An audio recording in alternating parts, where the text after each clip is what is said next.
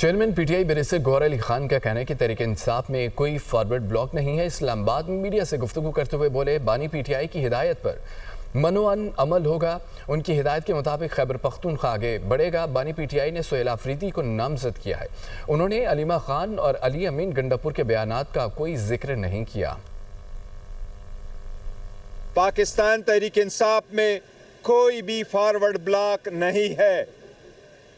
پاکستان تحریک انصاف کا ہر M N اے اور ہم ایم پی اے کروڑوں کی اپرے انہوں نے ٹکرائی ہیں، وہ خان صاحب کے ساتھ لائل ہے اور خان صاحب کے ووٹر اور سپورٹروں کی ووٹ کے ان کو قدر اور عزت کے نگاہ سے دیکھتے ہیں۔